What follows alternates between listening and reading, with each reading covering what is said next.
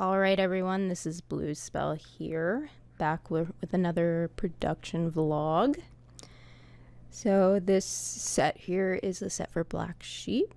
So I ran a little poll last month and most of you seem to want me to go over Black Sheep. So that's what I have open right now.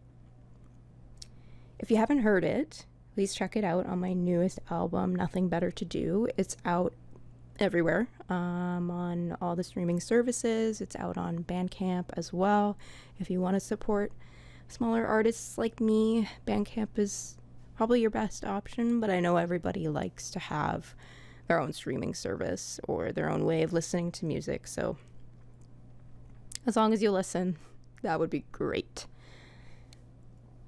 Okay, so to start, what I'll do is I'll play a little snippet of the song, just one of the choruses, and then I'll get into my outline. So there's a lot of stuff going on here, but there's a few core areas that I want to discuss. So the first one I'll go over is the synthesizers, and then I'll go over the piano, then a little bit about the drums, and then I'll get into the guitar.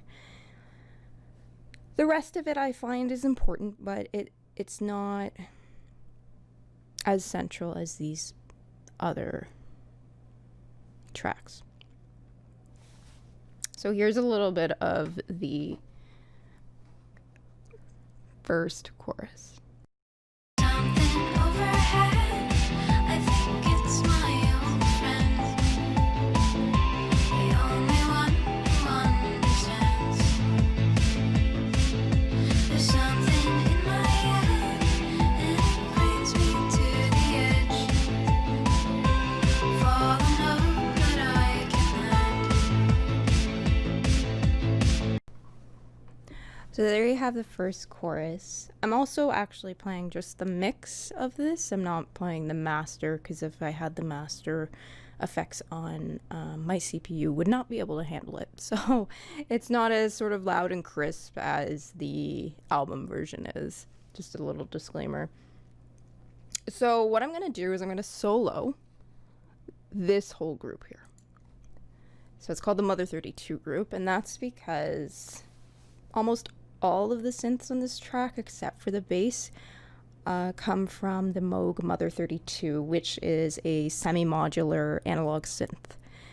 It's a lot of words, but it's basically an analog synth with one oscillator, and it's modular because you can control through plugging cables in and out. You can control the different parameters and modulate the sounds.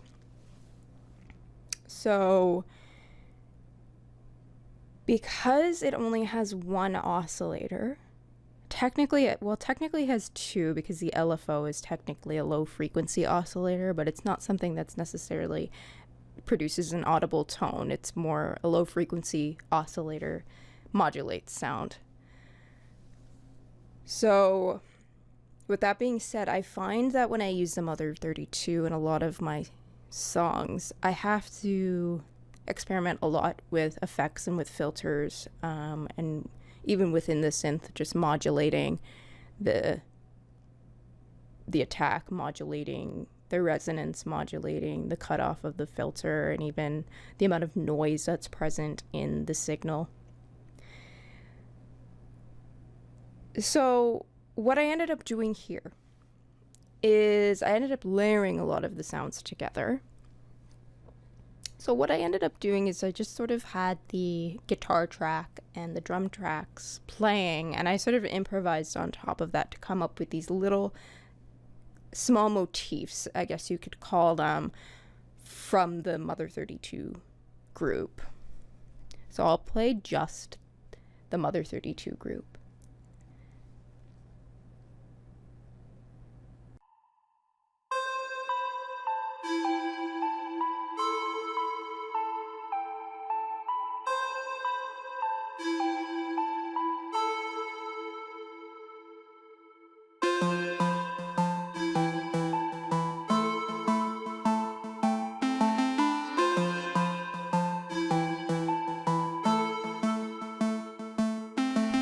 So as you can hear, there's a lot of effects going there, and it sounds like pretty spacey. There's a lot of reverb, and there's some delays as well.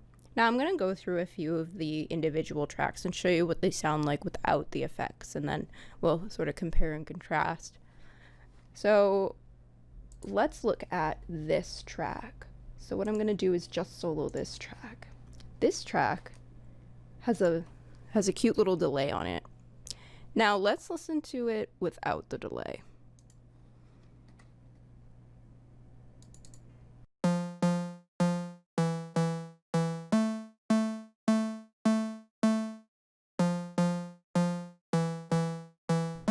Sounds very chiptune-y. It almost sounds like we're in a 80s video game. That's the kind of sound that it produces.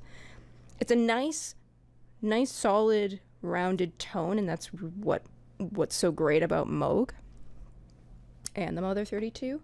But I find that it's kind of static. It doesn't move. Now when I add the delay, here's what happens.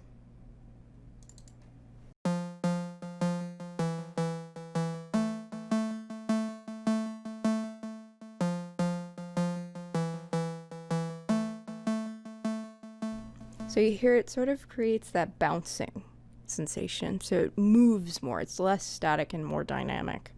Now, if we look at some of these other tracks, we'll look at this one actually. Mother 4. This has a reverb on it. So let's take the reverb off, see what that sounds like.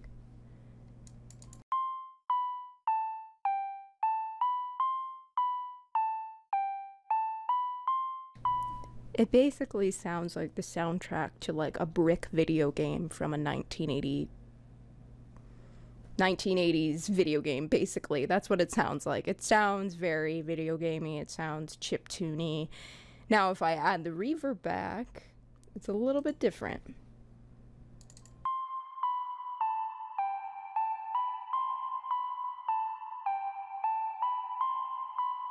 I don't know about you, but to me, that reverb sort of gives it a melancholic feeling. It's almost like forlorn in a sense. It adds an emotion to it. And that sort of correlates with the lyrics of the song. Now, this reverb I want to talk about because I use it quite a lot. In the last couple years, I've been using it quite a lot in my tracks. It's the Valhalla reverb. So there's the vintage verb. There's also just a hall reverb. I have a plate reverb as well. Now, I love the vintage verb because it has all these parameters that you can go and change. And you can change a lot of the way that the signal is going to be affected. But for the purposes of this video, I normally, with most things, I'll sometimes change this stuff around just to play around with the signal. But my main focus is usually on the mix and the decay and the pre-delay to sort of shape the overall sound, how it relates to the rest of the tracks in the mix. Now, normally you wouldn't want like a super long decay with a lot of sounds because it can muddy up your mix. It can make it hard to mix. It can make things less clear. But I found with these synths, it sort of needed that longer decay to give it that sort of forlorn and melancholic feeling. As well with the mix, it's kind of at 39.2, so that means like 39.2% of that signal is being affected. If I were to turn it all the way up to 100, it would be like this big wash of reverb, and it would sort of not even really sound like the original sound. And sometimes that can be beneficial if you want to create a certain atmosphere. It could be great in creating pad type sounds. But for the purposes of these synths, it's not what I was going for. I just wanted I wanted space, and I wanted to give it a feeling. So that's kind of the general gist of the synths. The synths are a major part of the song, as you've heard or will hear. Now, with the synths, and I'm gonna unsolo that. Now, with the synths, what I ended up doing is creating a copy of the synth melodic lines, and I transpose them essentially for piano. And the reason why I did that is because I liked the motifs, I liked the synth motifs, and I liked how they provided that motion for the song. But if I were to have that going on throughout the entire track, it would get kind of repetitive and boring. Now, you can argue that I am sort of being repetitive in the fact that the melodic line is still the same, but the piano drastically changes the timbre and it drastically changes the vibe and emotion of the song. So this lyrical content of the song, we're talking about things being overhead, we're talking about falling down, so we're kind of going through this juxtaposition of like both being above ground and falling to the ground. So we have a like atmospheric feeling and a really grounded feeling. So with the synths, I sort of felt that was more atmospheric. There's more space. Now with the piano, I feel like it brings it down to the ground. So if we go to the lyrics, it says, fall and hope that I can land. So for me, the piano is sort of a nod to that. So we'll just listen to the piano for the second chorus.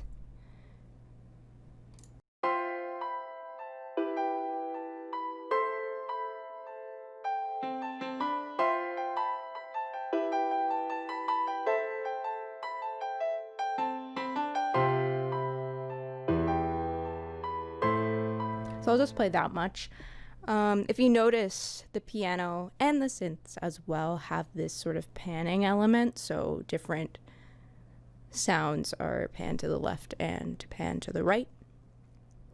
And that's done just to create, just a mixing decision, just to create space, and so that it's not too overwhelmed, because the song is kind of jam-packed with a lot of different stuff.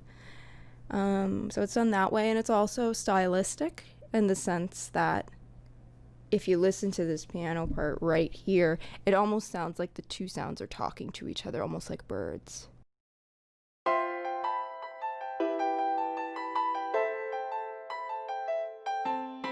So you have that right and left sort of talking to each other, that sort of sensation. Now, the piano sounds a little bit more grounded, and it also, that sort of grounded feeling plays into the structure of the song as well. Now, this is the second chorus, and it sort of provides a little bit of a break from the speed and the acceleration of the former half of the song. And then the piano also comes back in at the end, right at the closing, to sort of ground it once again. So I'll play this bit here, and then I'll play the ending. Something overhead, I think it's my old friend, the only one who understands. There's something. Again, so it sort of brings it back to the ground. It's a little bit of a break from the constant motion we were getting prior. And then in the end, it's the same thing. Maybe there's some pleasure in my hopelessness. Maybe there's some misery in my. Again, it's another way to sort of close out the track. It's bringing it back to earth. The next part I want to talk about really briefly is just not so much the chord, main drum group, but the hard drums and the sample drums. Ableton has this cool instrument where you can basically trigger random drum sounds in a like randomized pattern. And what I ended up doing is using that preset and then recording the randomized sounds that it made, and it sort of sounds ridiculous. It's not something that a drummer would actually ever play, but it's sort of it adds this sense of chaos. So we have chaos, we have atmosphere, and we have groundedness. So these sort of mixture of feelings and ideas going on at once. So here's what that sounds like.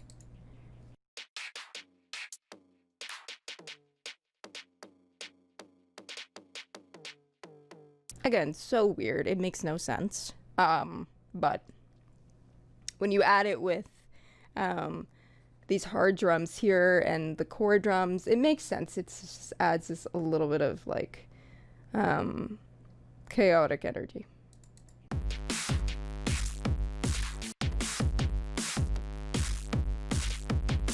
It works once you sort of put it against the hard drum group. So the hard drums, what I ended up doing is I just re-recorded the core drum group in another track, and I added some distortion to it. That's basically all that was done. Now the hard drums is basically just another way to further ground the song. Like, it's got that really punchy sort of, it almost feels like that kick drum is like pushing into the dirt. And it's got that nice crunch to it. Here's what that sounds like by itself.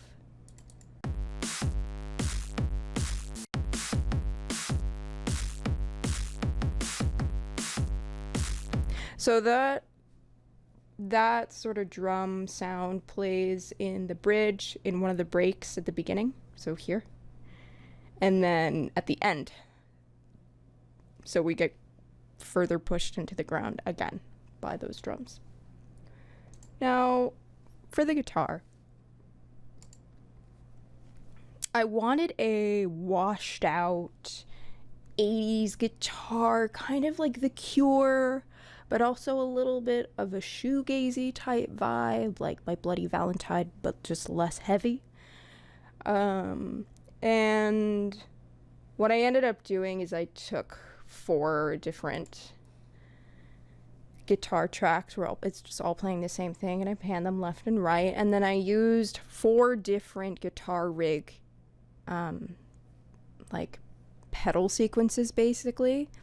So I don't want to open them up because it would cause me to like unfreeze all of them, but they all have different reverbs on them. They all have different like amplifiers on them, so then together they sort of create this washed out like there's a chorus to it as well, so it sounds bigger than it actually is, and it also has an acoustic vibe. Like, it doesn't sound super distorted either.